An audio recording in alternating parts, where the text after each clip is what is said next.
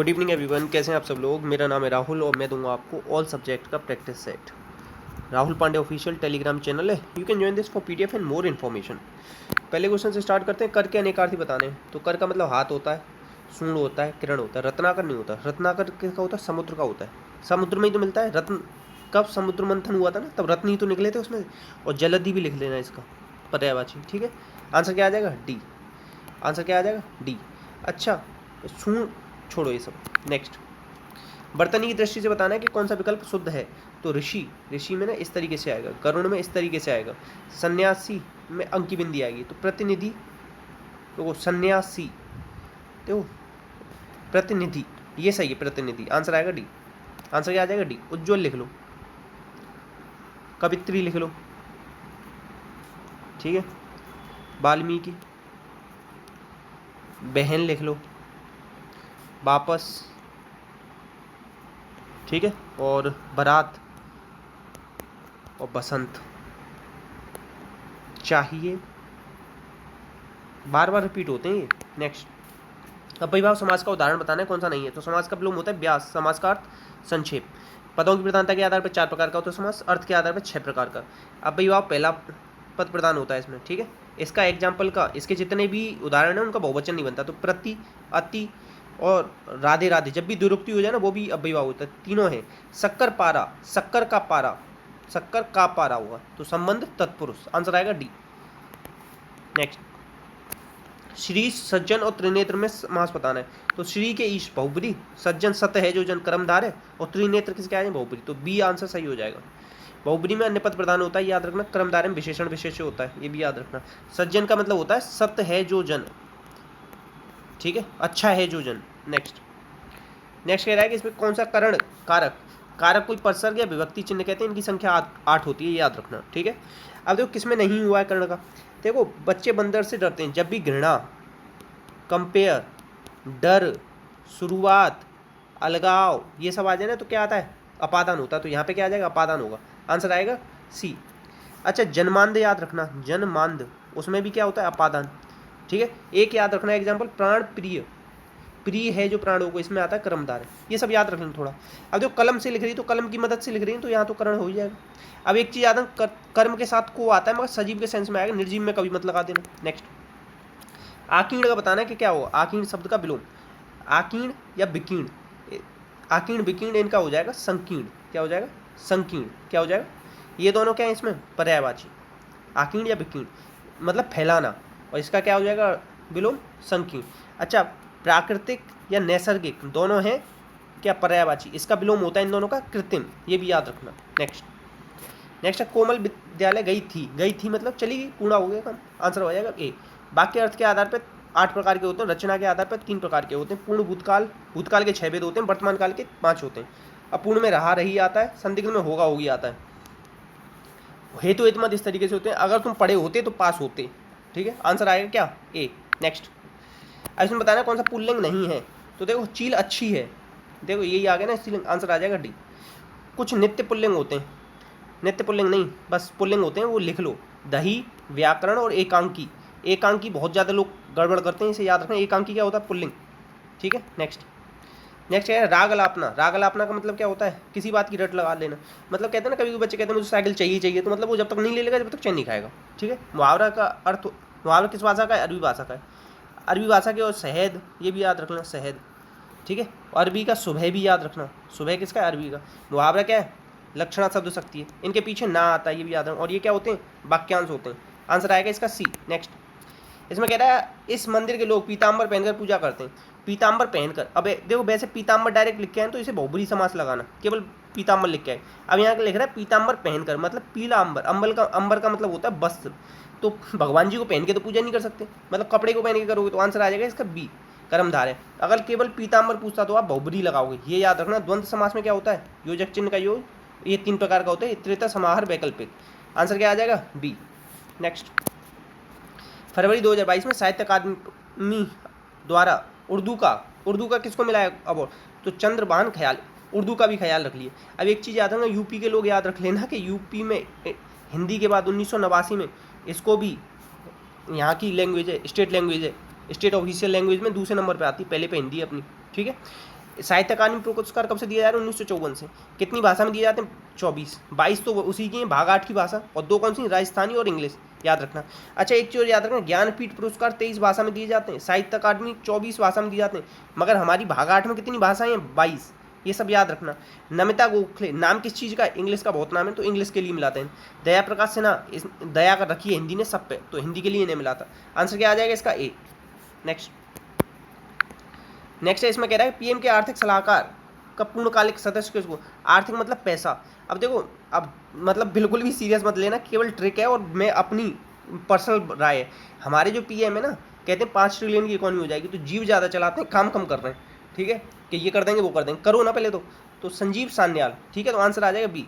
ये कौन बने थे? चीफ इकोनॉमिक एडवाइजर नागेश्वरन, मतलब चीफ इकोनॉमी मतलब पैसा, पैसा किसके पास रहता है? नाग देवता के पास, ठीक है। विनीत जोशी, ये किसके बने थे बताओ? जोश किसको रहता है? सीबीएसई वाले बच्चों को, ठीक है, ये याद रख लेना। आंसर क्या आ जाएगा इसका? बी। नेक्स्ट है, हाइवरी नाम से किस देश ने पहली हाइड्रोजन ट्रेन लॉन्च किया? तो ये जापान ने। जापान की पहली ट्रेन है हाइवरी। वैसे क्या है कि हाइड्रोजन की पहली ट्रेन किसने लॉन्च की थी? तो वो की थी आपके जर्मनी ने, और जर्मनी का यूनिफिकेशन कब हुआ था? 1871 में, मतलब मिल गए थे एक दूसरे के साथ। आंसर क्या आ जाएगा इसका? सी। आंसर क्या आ जाएगा? सी। नेक्स्ट, इंग्लैंड में पाउंड स्टर्लिंग चलता है, ये याद रखना। बाकी यूरो चलता है यूरोपीय यूनियन में, ज़्यादातर के जो यूरोप के हैं ना, वहाँ पे यूरो चलता है, मगर इसमें पाउंड स्टर्लिंग चलता है, इसीलिए बार बार पूछा जाता है। जापान की संसद को क्या कहते हैं बताओ? डाइट। और यहाँ की मुद्रा क्या बताओ? येन। ये भी याद रखना, ठीक है। नेक्स्ट, शिक्षा मंत्रालय ने सह मेगा छात्रवृत्ति योजना को कितने साल के लिए मंजूरी दी? कभी भी कोई मंजूरी वगैरह देने की बात आए ना, तो 5 साल लगा के आना, 5 साल के लिए मंजूरी दी जाती है ज़्यादातर, जितनी भी आपकी ये योजनाएं हैं। और किसी का टर्म बढ़ाना हो ना, जैसे कि 2 साल के लिए बढ़ाए जाते हैं वो ज़्यादातर, ये चीज़ दो, मतलब एक मोटा मोटा आइडिया रखना, कभी गड़बड़ मतलब तुक्का भी लगाना हो तो इस तरीके से लगाना। नेक्स्ट, मार्च 2022 में कोबरा वॉरियर, एक तो के से कोबरा याद रख लो और के से कॉन्कॉर्ड याद रखो, दोनों किसके साथ करते हैं? इंग्लैंड के साथ। आंसर क्या आ जाएगा इसका? ए। जापान के 4 आइलैंड पे बसा हुआ है, होकाइडो, होन्शु, शिकोगु और क्यूशु। होन्शु इसका सबसे बड़ा आइलैंड है, ये भी याद रखना। और ये लाइन पूछी जाती है ना, कम से कम 1000 बार पूछा गया, यूपीएससी तक के क्वेश्चनों में आ चुका है, ठीक है। ऑस्ट्रेलिया की कैपिटल क्या है? कैनबरा, ये भी याद रखना। कोरल रीफ पाए जाते हैं यहाँ पे ऑस्ट्रेलिया में, ये भी याद रख लेना, बहुत ज़्यादा पूछा जाता है। आंसर क्या आ जाएगा इसका? आंसर आ जाएगा इंग्लैंड। नेक्स्ट है, इसमें कह रहा है कि फ्यूचर म्यूजियम किसने खोला है? म्यूजियम ऑफ फ्यूचर, तो ये खोला है दुबई ने। अब एक चीज़ और याद रखें, इन्फिनिटी बीच भी इसी ने खोला था। दुबई की कैपिटल क्या है? अबू धाबी, ठीक है, और यहाँ की करेंसी क्या है? दिरहम, ये भी याद रखें। देखो, यूएई, यूनाइटेड अरब अमीरात, मतलब बहुत छोटे छोटे आइलैंड सब मिलके बन जाते हैं ना, तो उन्हें कहते हैं यूएई। ये एक मतलब बहुत सारी अलग अलग लोगों ने मिलके एक साथ देश बना लिया, उसे कहा जाता है, ठीक है। आंसर आ जाएगा बी।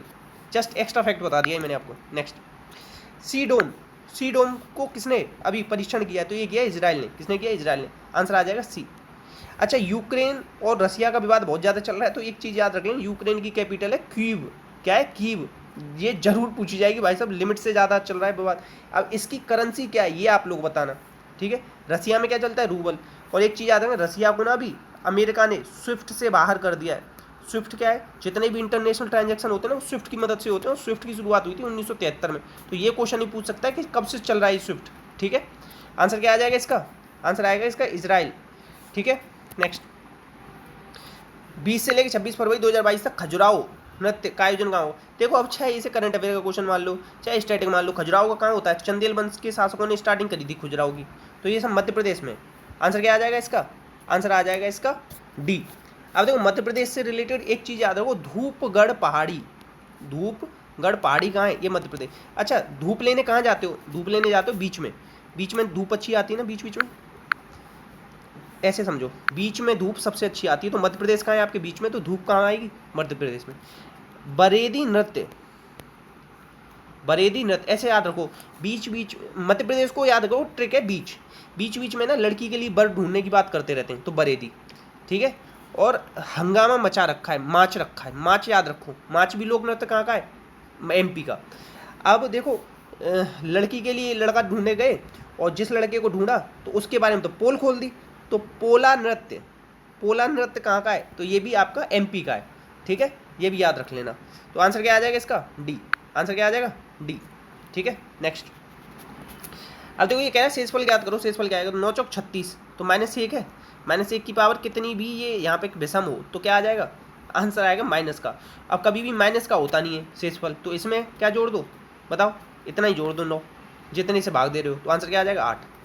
नेक्स्ट कह रहा है कि पी और क्यू में 2 और 5 के अनुपात में पी की वैल्यू दे रखी है 120, यहाँ क्या है 2 की वैल्यू 120 मतलब 60 गुना, तो 5 छिंग 30, 300 हो जाएगा। नेक्स्ट ये कह रहा है ए बी सी इस अनुपात में पैसा दिया गया है, तो सी को कितना पैसा मिलेगा। देखो 5 और 3 8 हो तो 10, 10 की वैल्यू 500 तो 1 की वैल्यू 50, ठीक है, जीरो काट दो, 50 पंजे क्या आ जाएगा 250। नेक्स्ट अब ये कह रहा है ए बी और बी सी का अनुपात दे रखा है, तो देखो इन अनुपातों से कटने चाहिए। सी का अनुपात क्या है 5, 5 से 18 कभी नहीं कटेगा, 12 कभी नहीं कटेगा, 16 कभी नहीं कटेगा, 1 सेकंड में निकाल सकते हो आप, पूरा करने की भी जरूरत नहीं पड़ेगी, आंसर आएगा ए। नेक्स्ट है इसका औसत बताना है। औसत बताने को पूछे ना तो या तो इन सबको जोड़ो फिर 4 से भाग लगाओ, या मैं एक इनका मोटा मोटा औसत मान ले रहा हूँ 30, 30 से ये कितना कम है 2, ये कितना कम है 2 ज़्यादा, तो ये तो बराबर है, कट जाएगा, ये 1 कम है, ये 5 ज़्यादा है, मतलब 5 में से 1 गया तो कितना बचा 4, 4 एक्स्ट्रा आ रहा है, ठीक है, तो 4 एक्स्ट्रा आ रहा है, 30 से ऊपर आ रहा है, चारों को इन सब में बांटूंगा, 4 को 4 संख्या में बांटूंगा तो 1 आएगा 1 के पास, तो 30 और 1 31 हो जाएगा। नेक्स्ट 125 विषम संख्याओं का औसत बताना है, तो इस तरीके से कभी भूल जाओ ना, विषम संख्याओं का औसत उतना ही रहता है, तो आंसर आएगा 125। कभी भूल जाओ तो क्या करना, पहली 2 विषम संख्या लिखना, 1 है 3, इन दोनों को जोड़ो 4/2, तो इनका औसत क्या आ जाएगा 2, तो 2 संख्या ही तो ली थी, उनका आ रहा है औसत 2, तो 125 लोगे तो 125, मतलब थोड़ा सा एक एग्जाम्पल खुद से सोच के करके देख लेना दिमाग में, भूल जाओ तो। अब ये कह रहा है 4 साल के लिए 5% पे साधारण ब्याज, तो 5 और 20% लेना है इसका, एक 10% कितना होता है 1 के बाद पॉइंट, तो 800 दूनी 1600, ए सब मुँह जबानी वाले क्वेश्चन है ये। अब ये कह रहा है कि वर्ग का विकर्ण की लंबाई दे रखी है, विकर्ण दे रखा है 14, कभी भी विकर्ण दे रखा हो आपको तो क्या करना है, इसका स्क्वायर कर देना, 196, क्या आ गया 196, ठीक है, ये आ जाता है ए स्क्वायर की वैल्यू, क्या आ जाती है ए स्क्वायर की वैल्यू, बटे कर दो इसके 2, तो क्या आ जाएगा 2 8 16 86, तो ए की वैल्यू क्या आ जाएगी 86, तो इसने एक सेकंड रुको, वर्ग का विकर्ण दे रखा है, दोबारा बताता हूँ, वर्ग का विकर्ण जो दे रखा हो ना √2, एक सेकंड, चलो मैं बाद में बताता हूँ इसे, अभी छोड़ देते हैं थोड़ी देर के लिए। नेक्स्ट अभी कह रहा है कि इसमें घन का पृष्ठ क्षेत्रफल दे रखा है, पृष्ठ क्षेत्रफल क्या होता है 6a² बराबर 54, 6 नाम 54, a² बराबर 9 है, तो a बराबर क्या आ जाएगा 3, साइड आ जाएगी 3। नेक्स्ट अभी कह रहा है पेनेसिया, पेनेसिया मतलब होता है हर चीज़ के लिए इलाज, रामबाण इलाज को कहते हैं पेनेसिया, तो आंसर आए क्योर फॉर ऑल। एम्ब्रोसिया होता है कि फूड फॉर गॉड, मतलब वो खाने के बाद वो डेजर्ट वगैरह मिलती है ना, मतलब खाने की जो मिठाई टाइप, तो वो होता है एम्ब्रोसिया, आंसर आएगा इसका बी। प्रेज तो मतलब होता है तारीफ करना, एडमायर करना, ठीक है। नेक्स्ट ये कह रहा है डिटेस्ट, डिटेस्ट का अपोजिट बताना है, डिटेस्ट, डिनाउंस, इग्नोर, मतलब किसी को नीचा दिखाना, डिटेस्ट नीचे कर दो टेस्ट में, तो इसका अपोजिट क्या होगा अडोर, मतलब उसे थोड़ा सा प्रेज करना, तारीफ करना, ठीक है। नेक्स्ट ये कह रहा है कि इसमें से करेक्ट स्पेलिंग बताओ, तो इम्पेकेबल की क्या होती है EMP आएगा, सी के पहले और एक और सी या बाद में सी लगा दो। इनकलकेट INCUL आएगा। हेरेस में क्या आता है एक आर आता है, ठीक है। डेलिबिलेट की सही है, डेबिलिएट की स्पेलिंग सही है। अब देखो वैक्यूम की स्पेलिंग लिखो, ये बहुत पूछी जाती है, ठीक है। पैरासूट लिखो, पैरा CHUTE, ठीक है, और बस 2 ही लिख लो, आंसर आएगा ए।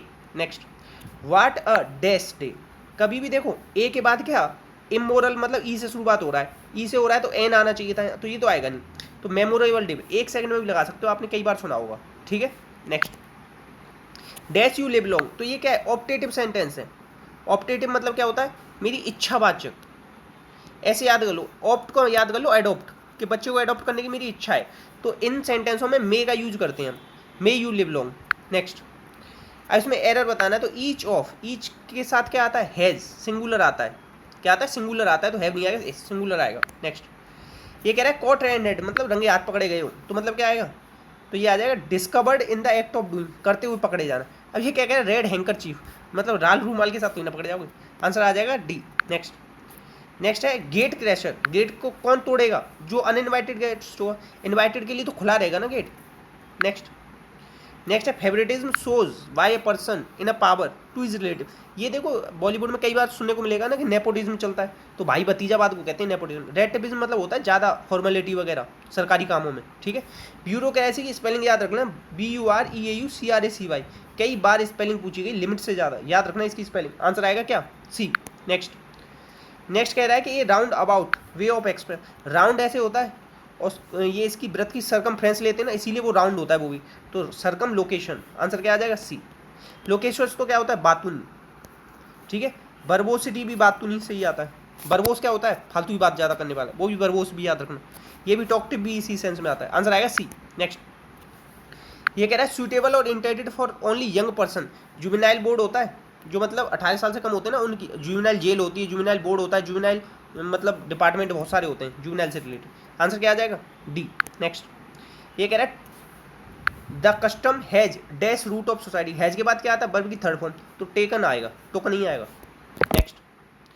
नेक्स्ट कह रहा है कि भाषा अर्जन के लिए सबसे संवेदनशील कौन सा समय होता है? तो ये होता है कौन सा?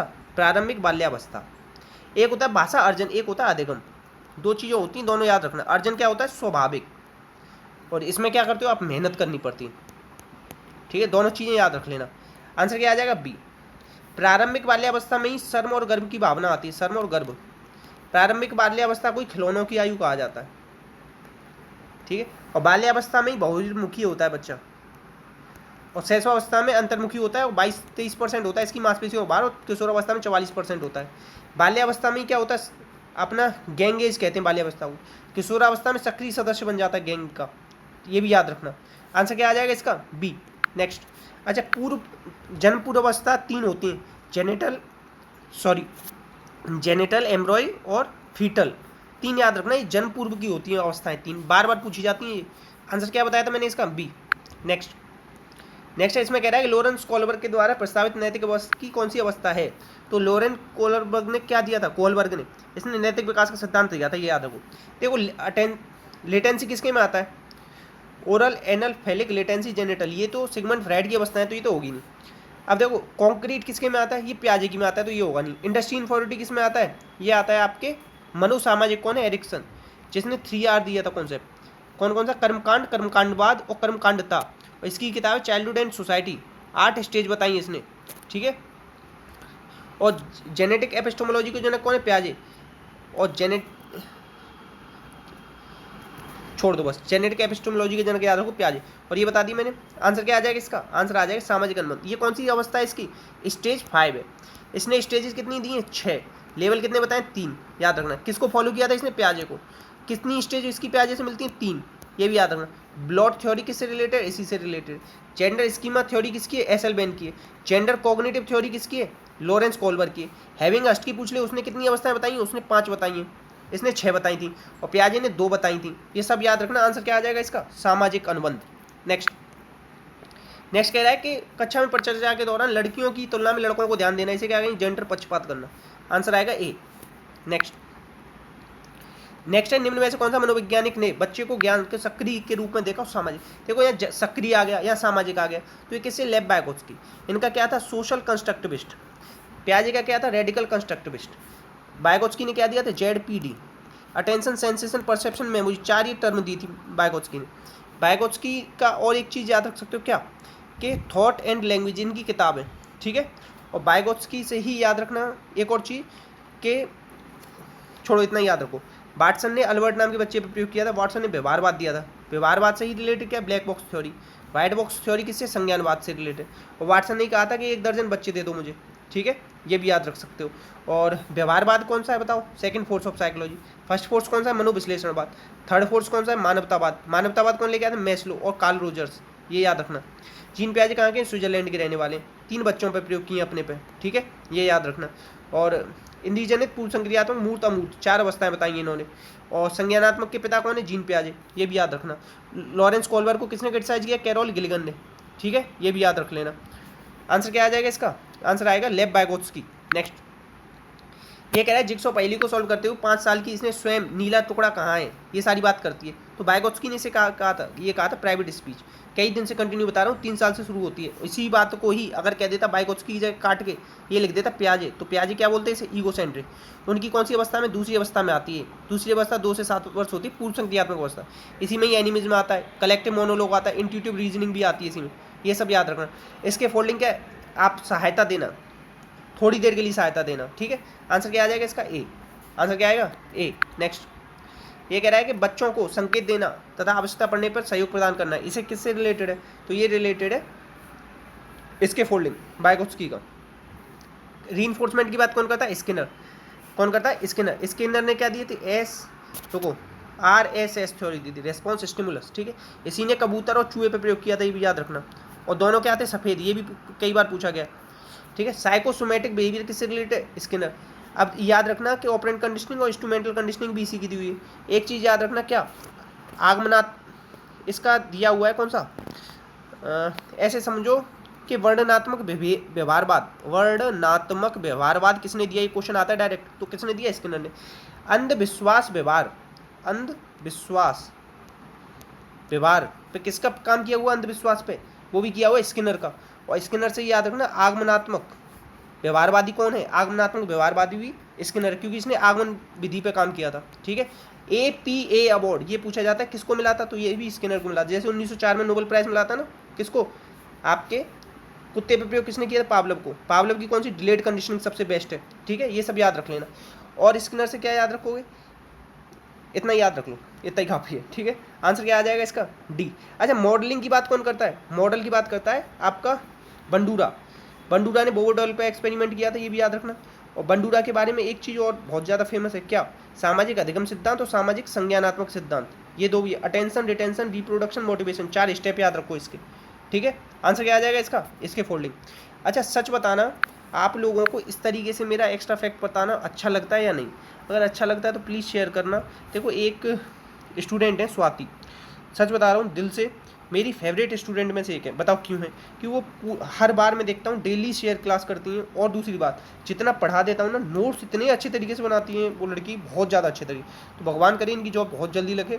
और आप लोग भी प्लीज़ शेयर कर दिया करो, थोड़ा सपोर्ट किया करो, ठीक है। इसमें से बता रहे हैं जीन प्याजे के द्वारा मूर्त संक्रियात्मक की विशेषता क्या है, तो मूर्त संक्रियात्मक क्या, तो परिकल्पित निगमात्मक तर्क, ये तो किस में आता है, ये तो फॉर्मल में आता है, फॉर्मल स्टेज आती है 11 से 15, तो ये तो होगा नहीं।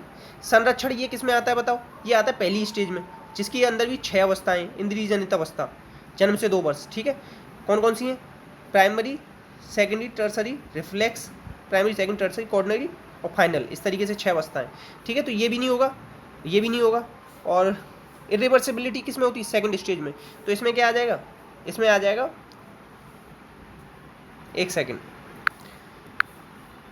देखो ऑब्जेक्ट परमानेंस आता है आपका पहली अवस्था में, ठीक है। हाइपोथेटिकल डिडक्टिव रीजनिंग आता है चौथी अवस्था में, ठीक है, ये भी हो गया। अब इसमें आता है कंजर्वेशन, ये क्या है, ये जीन प्याजे की तीसरी अवस्था है, कंजर्वेशन, ठीक है। कंजर्वेशन, क्लासिफिकेशन, रिवर्सिबिलिटी, ये सब किसके हैं, ये सब है। और मूर्त चिंतन, तीनों हैं आपके मूर्त संक्रियात्मक के। और मेक बिलीव प्ले और इरिवर्सिबिलिटी आती है सेकंड अवस्था में, ठीक है। ये सब याद रखना। इसका आंसर क्या है, इसका आंसर है बी। नेक्स्ट है, बच्चों के संज्ञानात्मक विकास के संदर्भ में निम्न में से कौन सा प्याजे ने क्या दिया था, स्कीमा। प्याजे ने किस पे काम किया था, स्कीमा पे, ठीक है। ऑब्जर्वेशन लर्निंग, ये भी किसका है, बंडूरा का है, ये याद रखना। अच्छा, प्याजे ने नैतिक विकास पर भी काम किया है, बता रखा मैंने आपको, इनकी 2 अवस्थाएं थी, ये भी याद रखना। और प्याजे की एक किताब है child conception of physical world, ये भी याद रखना, ठीक है। और साइकोलॉजी ऑफ मोरल डेवलपमेंट और फिलॉसफी ऑफ मोरल डेवलपमेंट, ये दोनों किताब किसकी, कोलबर्ग की, ये भी याद रखना, ठीक है। आंसर क्या आ जाएगा इसका, ए। नेक्स्ट ये कह रहे हैं शिक्षा का अधिकार अधिनियम 2009 कब लागू हुआ था, 2010 से। 135वां कंट्री था इंडिया लागू करने वाला। तो ये क्या है, मानव अधिकार आधारित है, ये आपका अधिकार है। आंसर आ जाएगा सी, आंसर आ जाएगा। अच्छा, NCF कितनी बार आया अभी तक, 4 बार, 1975, 88, 2000 और 2005। 2005 में ना 21 फोकस पॉइंट थे जिन पर आधारित था। सभ्यता और प्रगति, ये निबंध पे आधारित था। ये निबंध किसका है, रविन्द्रनाथ टैगोर का, ठीक है। और ये क्या है, निर्मितवाद पे आधारित था, ये 2005 वाला। आंसर क्या आ जाएगा इसका, सी। नेक्स्ट, इतने क्वेश्चन थे, प्लीज़ शेयर कीजिएगा, सपोर्ट कीजिएगा। वीडियो अच्छी लगे ना तो लाइक कीजिएगा। इसी के साथ अपना ध्यान रखना। कोई डाउट आए तो कमेंट बॉक्स में पूछना। जय हिंद, जय भारत।